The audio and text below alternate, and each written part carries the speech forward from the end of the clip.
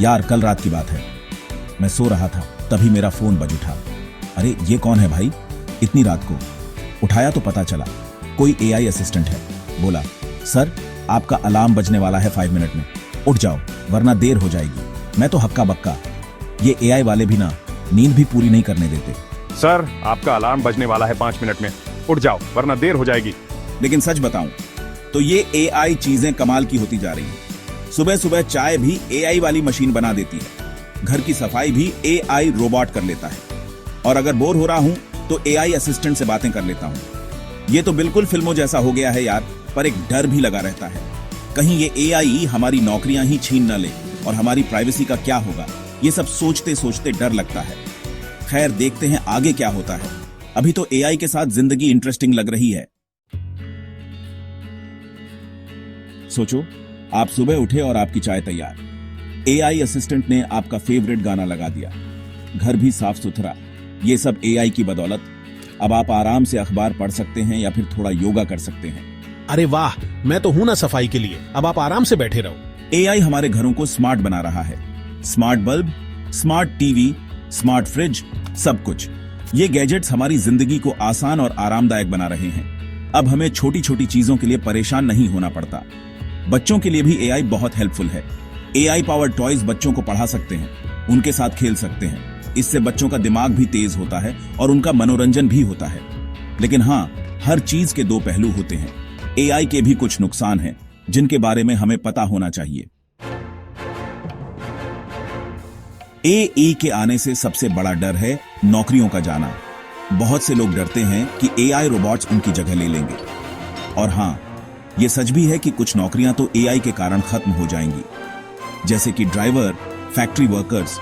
ये सब जॉब्स पर तो खतरा मंडरा रहा है, लेकिन इसका मतलब ये नहीं है कि सबकी नौकरी जाएगी। एआई से नई नौकरियां भी आएंगी। हमें बस खुद को बदलते वक्त के हिसाब से ढालना होगा, नई स्किल्स सीखनी होंगी। सरकार को भी चाहिए कि वो लोगों को एआई के लिए तैयार करे, ट्रेनिंग प्रोग्राम्स चलाए ताकि लोग नई नौकरियों के लिए तैयार हो सकें। अब सोचो आपके घर में एआई असिस्टेंट आ गया है।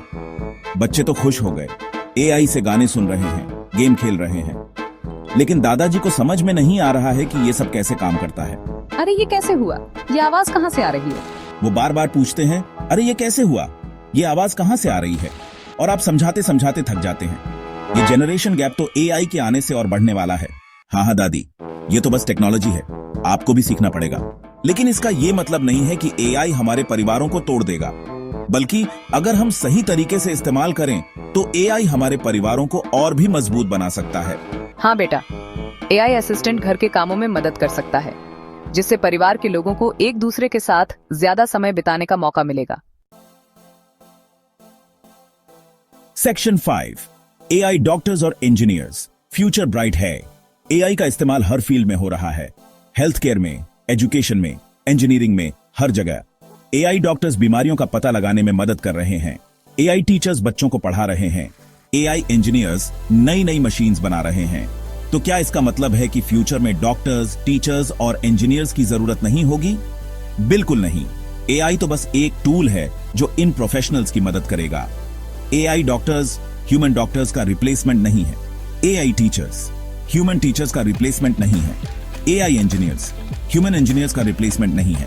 एआई तो बस इनकी मदद करेगा ताकि ये अपना काम और भी बेहतर तरीके से कर सकें। सेक्शन 6, डेटा की प्राइवेसी। बिग ब्रदर देख रहा है।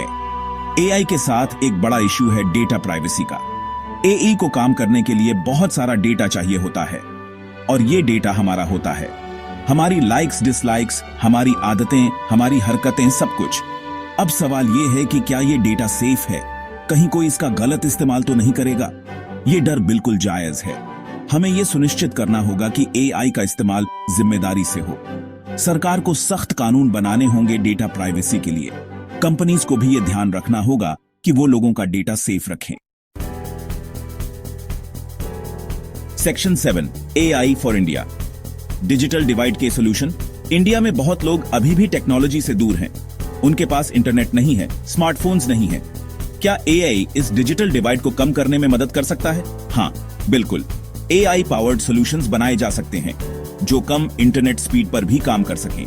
AI का इस्तेमाल एजुकेशन, हेल्थ केयर और एग्रीकल्चर जैसे सेक्टर्स में करके हम उन लोगों की जिंदगी आसान बना सकते हैं जो अभी तक टेक्नोलॉजी से दूर हैं। सेक्शन 8 AI दोस्त या दुश्मन। तो आखिर में सवाल यही है कि AI हमारा दोस्त है या दुश्मन? जवाब है, ये इस बात पर निर्भर करता है कि हम AI का इस्तेमाल कैसे करते हैं। अगर हम AI का इस्तेमाल सही तरीके से करें तो ये हमारे लिए वरदान साबित हो सकता है। ये हमारी जिंदगी को आसान बना सकता है, हमें नई नई अपॉर्चुनिटीज दे सकता है। लेकिन अगर हमने सावधानी नहीं बरती तो AI हमारे लिए खतरा भी बन सकता है। ये हमारी नौकरियां छीन सकता है, हमारी प्राइवेसी को खतरा पैदा कर सकता है। AI का फ्यूचर हमारे हाथ में है। हमें यह सुनिश्चित करना होगा कि हम AI का इस्तेमाल मानवता के भले के लिए करें।